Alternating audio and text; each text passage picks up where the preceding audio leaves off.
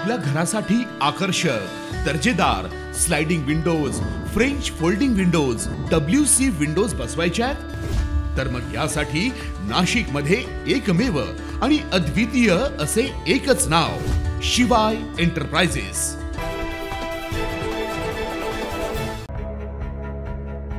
गुढीपाडवा मेळाव्यासाठी हजारो मनसे सैनिक मुंबईत दाखल होणार।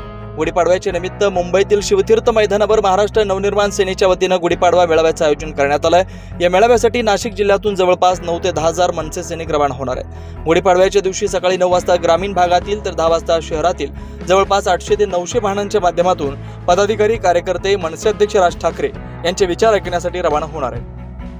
तसेच यंदाच्या महापालिका निवडणुकांसाठी देखील 31 प्रभागात मनसे उमेदवार उतरवणार असून इतर पक्षातील नेतेही मनसेत प्रवेशासाठी इच्छुक असल्याचं यावेळी मनसे प्रदेश सरचिटणीस तथा माजी सभागृह नेते दिनकर पाटील यांनी माहिती दिली आहे। 19 वर्ष पूर्ण होत आहे आणि मुंबईला राजसाहेबांची सभा होणार नाही पाडव्यानिमित्त। दरवर्षी होते, यावर्षी सुद्धा आम्ही नाशिक शहर आणि जिल्ह्यातून जवळजवळ 900 ते 1000 गाड्या, आमच्या गाड्यांचं नियोजन झाले 15 तालुके आणि नाशिक शहरामधून। ती आमची चांगली तयारी आहे आणि एवढे का 7 ते 8 हजार मनसैनिक या सभेला नाशिक शहर व जिल्ह्यातून जाणार आहे। तर आमची तयारी चांगली झालेली आहे। त्यासाठी आपल्याला पत्रकार बंधूंना या ठिकाणी बोलवलेलं आहे। 10 वाजेला इथून निघायचं। यावेळेस साहेबांनी 3:30 ते 4ला बोलवलं आहे तिथे।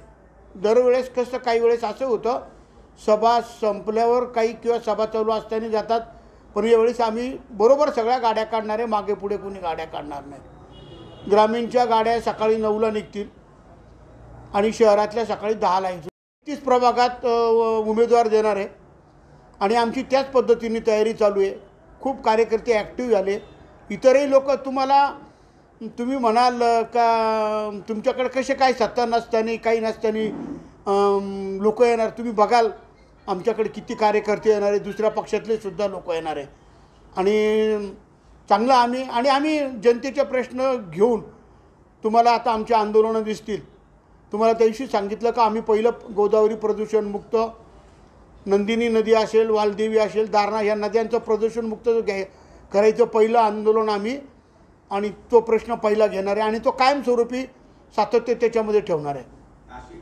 तर नाशिक जिल्ह्यामध्ये सर्व जिथं आज पदाधिकारी नेमायचे ती सर्व अधिकार आम्हाला इथं साहेबांनी दिले।